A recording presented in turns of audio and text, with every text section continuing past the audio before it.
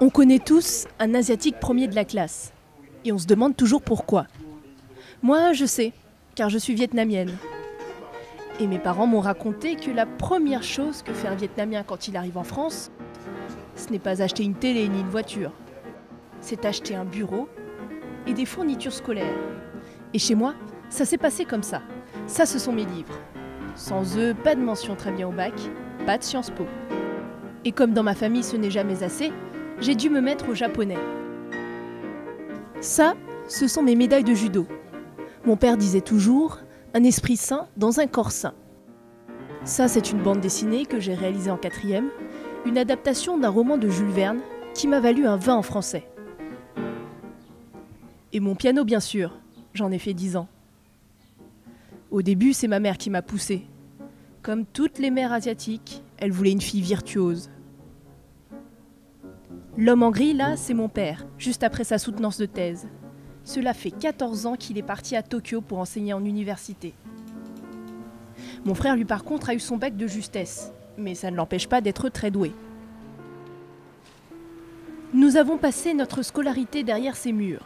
L'institution Sainte-Marie, le meilleur établissement de la ville, avec 19% de mention très bien au bac en 2009. Mais alors, qu'est-ce qui fait courir les Vietnamiens?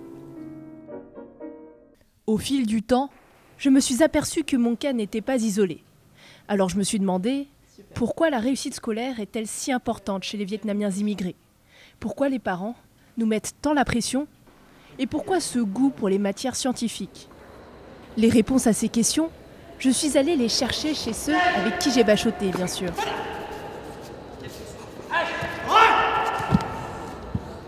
Lui, c'est Minh. Il était au lycée avec moi. Ça fait 11 ans qu'il pratique le Viet Vo Dao, un art martial vietnamien.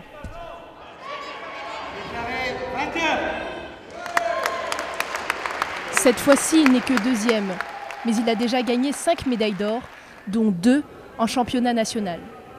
Alors la défaite, il la prend avec beaucoup de philosophie. C'est vrai que sur la finale combat, je me suis battu comme je pouvais, mais mon adversaire était plus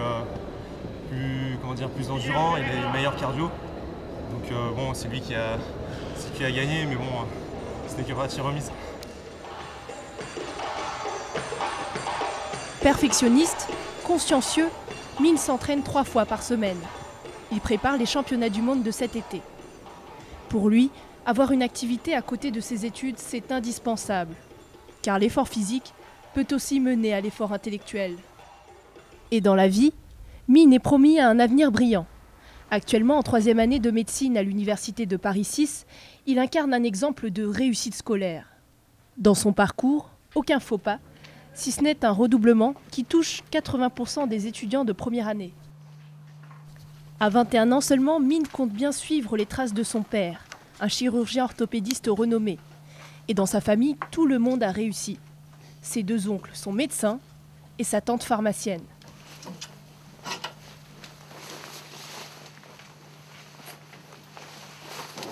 Après quelques heures passées à étudier, il s'accorde une petite pause. Elle, c'est Lanang, sa petite amie, vietnamienne également. Elle est major de sa promo. Comment t'as cassé la major, moi je dis. Oh là là.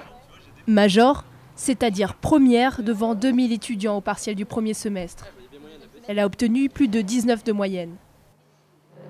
C'est vrai que cette année, je l'attendais comme une année très très difficile, hein, un vrai goulag, quoi. Mais j'arrive pas à réaliser. Bon, après, c'est que les premières partielles, donc on va faire le 2e semestre. L'importance de la réussite scolaire fait donc partie de la culture vietnamienne. Et pour cause, au Vietnam, les intellectuels ont toujours été placés au sommet de la hiérarchie sociale. Un système basé sur la méritocratie où même les gens du peuple pouvaient devenir des mandarins. Mon arrière-grand-père en était un. Il a dû passer un concours de hauts fonctionnaires pour avoir un poste qui ne se transmet pas de père en fils. Ce qui se transmet en revanche, ce sont les valeurs.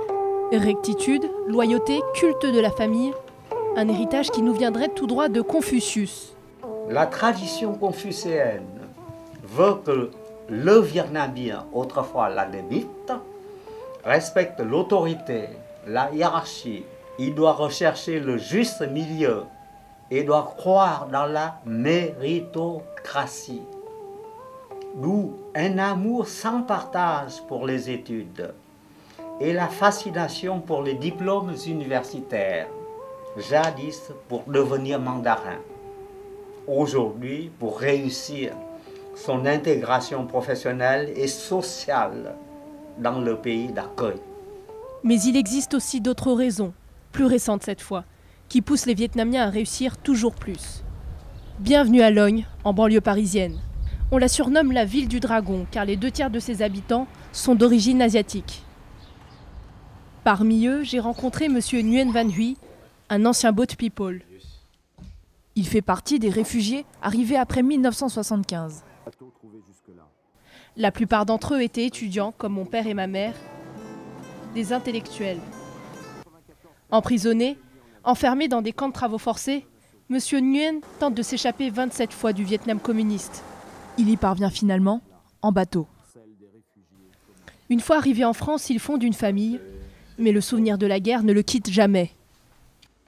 Nous avons toujours une intuition, mais c'est formé depuis l'enfance. Je suis né dans la guerre, j'ai grandi dans la guerre, et puis ça devient un réflexe, une intuition. Vous voyez, pendant la guerre, on ne sait pas demain on vit ou on meurt. C'est pour ça qu'on a voulu toujours assurer que si demain je meurs, mes enfants continuent à vivre bien.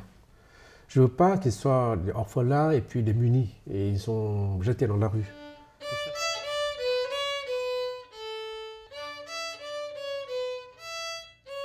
Une peur persistante de la mort qui le pousse à orienter ses 2 filles vers la réussite. C'est pour ça qu'on prépare toujours l'avenir des enfants par le biais de la réussite matérielle d'abord.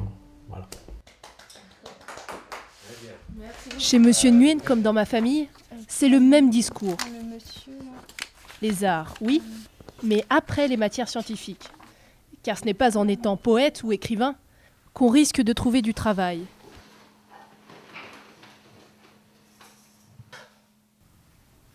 Lui, c'est mon oncle Can.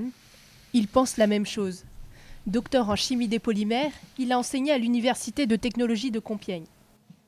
Mais son petit plaisir, ça reste la calligraphie. Là, il écrit pour moi le mot patience, un trait de caractère essentiel à la concentration. C'est ce secret de famille, indissociable de la réussite, qu'il essaye de transmettre à ses enfants. Voici Toine et Bac. Ils ont grandi avec moi. Maintenant, Toine est en école d'ingénieur et Bac est apprenti trader. Et la guitare, c'est une manière pour mon cousin Toine d'oublier la pression familiale. Mes frères et ma sœur travaillent beaucoup, ils sont très bons, ils réussissent bien. Et du coup, les parents sont fiers d'eux, enfin sont contents. Mais moi qui a déjà redoublé la 4e, dès 4e, je pense que j'aurais fait perdre un peu la confiance qu'ils avaient en moi. Ils me suivaient beaucoup, ce qui est normal. Enfin, je les comprends, mais des fois j'ai trouvé... Des fois, franchement, je trouve ça très très lourd. Enfin, c'est atroce qu'on se sent forcé et... Enfin, ça donne vraiment pas envie. Jérôme, c'est aussi un ami du lycée. Il était dans la promo d'au-dessus. Depuis, lui aussi a très bien réussi. Et pourtant, quand il roule en voiture, c'est toujours sa mère qui commande. Non, là je suis bon. Rouge? Oui, c'est bon, je suis bon. Voilà. Mais après, parce que parfois il... Alors là, il faut que je mette encore à gauche. Tout à fait. Aujourd'hui, Jérôme est en 3e année à l'école polytechnique. Et quand il enfile son uniforme, c'est toujours sa mère qui veille à ce que tout soit parfait. Mais pour Madame Taille, parfait, ce n'est pas encore assez. C'est pas fini quoi, en fait, pour elle c'est encore que le début et finalement même si je passe mes années là-bas, elle veut que je continue à travailler pour avoir par exemple, pour faire par exemple une bonne 4e année aux États-Unis et peut-être même continuer encore dans la recherche. Enfin, elle veut toujours que je fasse mon maximum quoi. Je ne cache pas que j'aimerais bien enfin un peu plus peut-être d'encouragement, enfin, du genre c'est très bien, enfin, t'as intérêt à l'école politique, t'as le droit de te reposer encore un peu, enfin, et pas toujours me mettre de la pression comme si j'étais encore en prépa, quoi. Jérôme voulait faire du dessin. Sa mère lui a fait pratiquer du piano pendant 7 ans.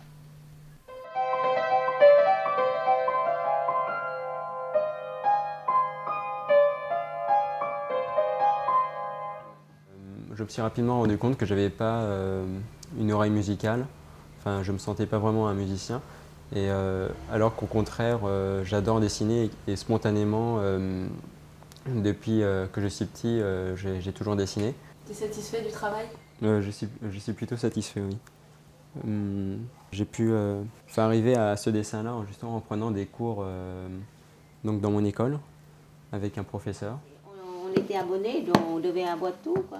Et même quand petit, il a dessiné, il fallait absolument qu'il se fasse publier. Hors série. Ah, ça y est, je suis tombée sur le mot. Non, ça c'est juste un petit bout, mais il y a encore d'autres. Attends, c'est va. En fait, j'en ai fait 2, c'est ça. Il y a déjà ça, hein. C'est déjà pas mal. Il ne savait pas trop écrire et après, dessin et écriture et après encore, écriture tout seul. Et bien sûr, Madame Taille a gardé tous ses bulletins scolaires. D'ailleurs, ma mère a exactement le même classeur à la maison. C'est un cahier avec leurs bulletins depuis la 6e jusqu'à la classe de terminale. On les a classés par année et voilà. Je crois qu'il y a même les notes de prépa peut-être aussi. Oui, peut-être. Oui, si. Il y a aussi les notes de prépa. C'est vous qui avez fait ça ? Oui, je l'ai fait. L'idée, c'était de classer plutôt les papiers et puis finalement, c'est devenu un souvenir. Un souvenir. Parce qu'à le relire, on se fait toujours plaisir. En maths spé, excellent travail, beaucoup de participation, 17,7. En physique-chimie, bon ensemble, sérieux et réfléchi, 13,9. Evelyne Taille est très fière de son fils. La réussite, c'est l'honneur. Et l'honneur, c'est une valeur primordiale chez les Asiatiques. Voilà tout ce qui fait courir les Vietnamiens vers la réussite. Mais ne croyez pas que ce soit si facile de le leur faire dire.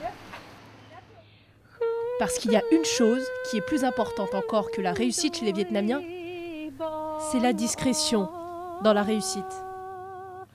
Et s'ils ont tous accepté de me raconter leur histoire, c'est parce que je leur ai promis que ce film serait l'aboutissement de ma réussite scolaire.